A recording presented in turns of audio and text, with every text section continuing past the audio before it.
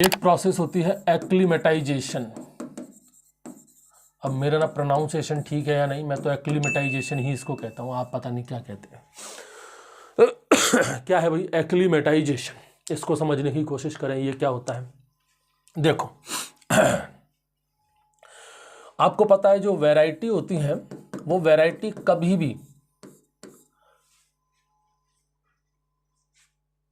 पूरे कंट्री के लिए नहीं बनाई जाती, मतलब हमेशा पर्टिकुलर जोन के लिए बनाई जाती है, क्योंकि हर वैरायटी की एक अपनी क्लाइमेटिक रिक्वायरमेंट होती है। एक पर्टिकुलर क्लाइमेटिक जोन के लिए ही वैरायटी बनाई जाती है।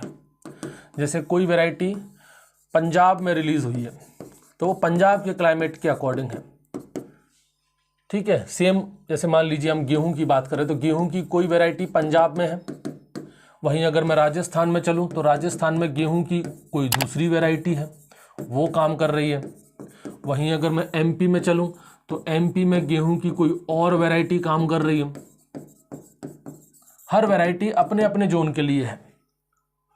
अगर मैं यहाँ पर इस वैरायटी को, पंजाब वाली जो वैरायटी है, उस वैरायटी को अगर मान लीजिए मैं राजस्थान ले जाऊं, मैंने उसका क्लाइमेट बदल दिया, तो क्या होगा, वो वैरायटी ग्रो तो करेगी लेकिन हो सकता है उतना अच्छा परफॉर्म नहीं कर पाए जितना वो पंजाब में कर रही थी, क्योंकि पंजाब के लिए वो बनाई गई थी, वहाँ के क्लाइमेटिक कंडीशन के लिए वो बनाई गई थी। आप वहाँ से उठा करके उसको कहाँ ले आए, राजस्थान में ले आए, जहाँ क्लाइमेटिक कंडीशन अलग है। तो शुरुआत में क्या होगा, उस वैरायटी में उपज कम देखने को मिलेगी, उस वैरायटी का जो परफॉर्मेंस है नए एनवायरनमेंट में वो डिक्रीज होगा धीरे धीरे। लेकिन कुछ समय बाद आप सोचोगे कि नहीं इसको यहीं पर ग्रो कराएंगे, अभी कम उपज मिल रही है, परफॉर्मेंस कम है, तो क्या हुआ, उपज कराते रहो, मतलब इसकी जो सोइंग है वो करते रहो, इसको ग्रो कराते रहो। कुछ समय बाद आप देखोगे कि यील्ड जो है वो धीरे धीरे से बढ़ना शुरू होने लगेगी, उसका जो परफॉर्मेंस है वो धीरे धीरे से बढ़ना शुरू होने लगेगा। क्यों हो रहा है ऐसा, क्योंकि अब वो वैरायटी उस नए एनवायरनमेंट में खुद को अडेप्ट कर रही है। एकदम से अडेप्ट नहीं करती, धीरे धीरे अडेप्ट करेगी। तो यहां पर ग्रेजुअल चेंजेस होंगे, धीरे धीरे वो अपने आप को चेंज करेगी। Gradual changes in the adaption in the new environment, नए एनवायरनमेंट में वो धीरे धीरे खुद को चेंज करेगी और वहां पर अपने आप को सेटल कर लेगी। तो ये जो धीरे धीरे उसने अपने आप में बदलाव किया है नए एनवायरनमेंट में और खुद को वहां पर एडप्ट कर लिया, इसी प्रोसेस को कहते हैं एक्लीमेटाइजेशन।